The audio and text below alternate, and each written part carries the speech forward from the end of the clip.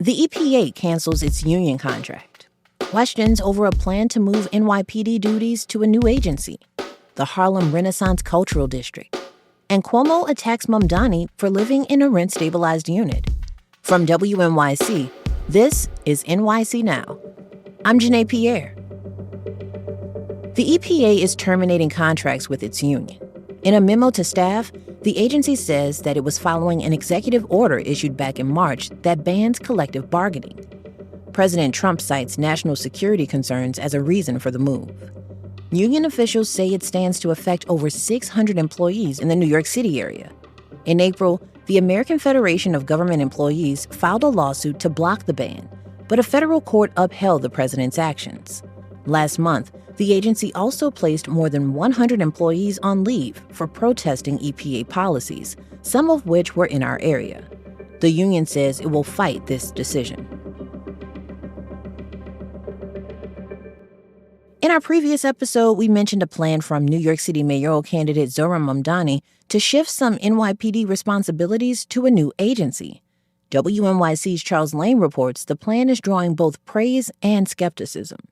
Mamdani says his new Department of Community Safety should handle homelessness, mental health, and violence prevention.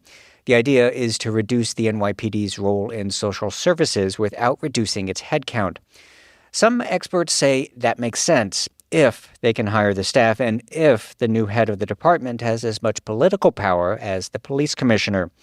But former NYPD watchdog Mac Muir says the plan's association with the movement to defund the police causes friction. Defund the police is not popular. It's a negative term. I think what Mamdani's doing 5 years later is saying, what are the positive outcomes and how can I focus on those? Muir says it doesn't help that a policy advisor to Mamdani is Josie Duffy Rice, an outspoken critic of the police associated with the Abolish Police movement. Duffy Rice says the politics of showing support to the police actually hurts public safety. There's kind of this entire rhetoric around police support, and often that rhetoric leads to policy that's bad for police, and it's bad for the people who are being policed. Mayor Eric Adams and former Governor Andrew Cuomo, who are running for re-election as independents, have criticized Mamdani for his association with the defund movement. Guardian Angels founder Curtis Sliwa dismissed the proposal as rebranding. Harlem Week is still underway, and New York State is marking it with new laws honoring the neighborhood's legacy. Governor Kathy Hochul signed legislation officially creating the Harlem Renaissance Cultural District. The area goes from 110th to 155th Streets between Fifth Avenue and the Hudson River. Another bill renames the 110th Central Park North subway station as 110th Malcolm X Plaza. Hochul says the change is a tribute to the civil rights leader's impact and an invitation for more people to learn about his life and work. The area will be recognized as sacred ground for Black art, music, and thought, echoing the creativity of the 1920s. Andrew Cuomo and Zohran Mamdani are in a tussle, this time over housing policy. More on that after the break.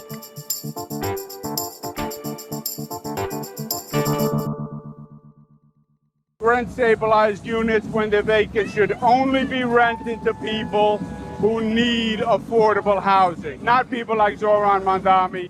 Former governor and mayoral candidate Andrew Cuomo is going viral for a series of social media posts attacking his rival Zohran Mamdani over housing policy. Cuomo slammed Mamdani for living in a $2,300 a month rent-stabilized apartment that could otherwise go to a homeless family. He then proposed a new law that would prevent landlords from leasing empty rent-stabilized units to, quote, wealthy tenants. He's calling it Zohran's Law. The posts have sparked some intense debate about housing and rent laws. WNYC's housing reporter David Brandt has been following the story. Now, David, we know New York City has about 1 million rent-stabilized apartments, but what is Cuomo actually proposing here?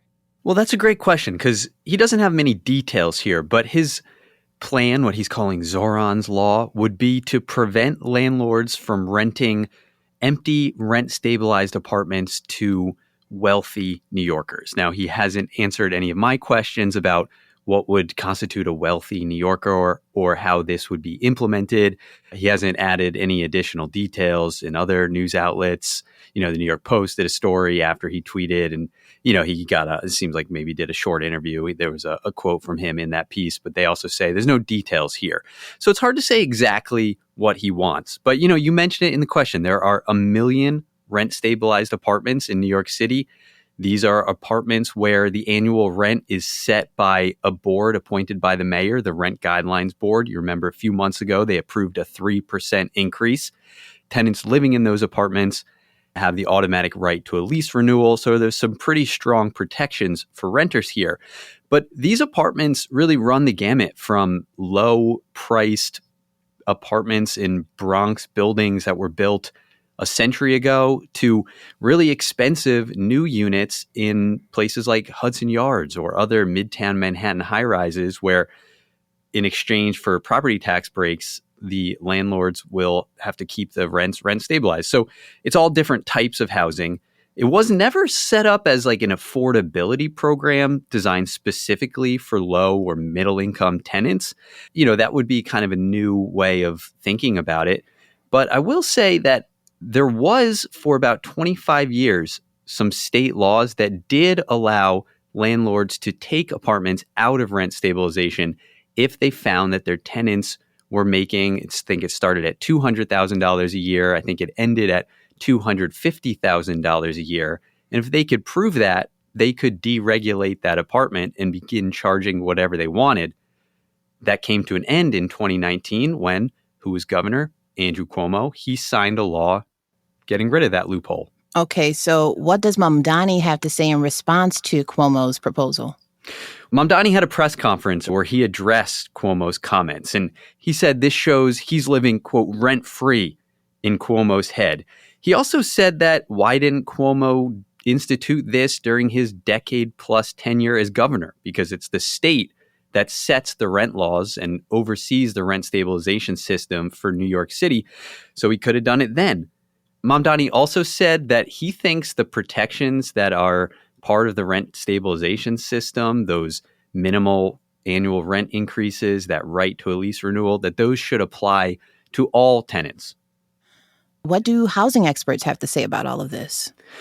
Well, people have really strong opinions on rent stabilization. So there are many housing experts who say it's great and that it protects tenants and protects people from exorbitant rent increases and allows them to stay in their apartments.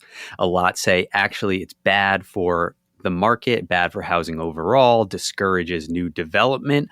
But what they agree on here is that this proposal would be really hard to enact.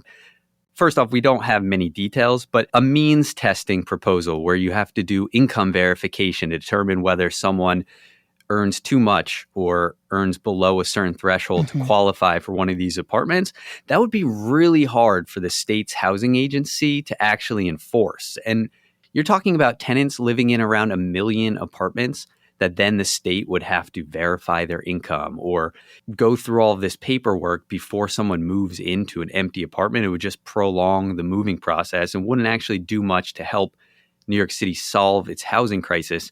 What they say is that we should be focused on building more housing, especially for the lowest income New Yorkers that would then receive subsidies from the government to make it work for landlords and for the tenants.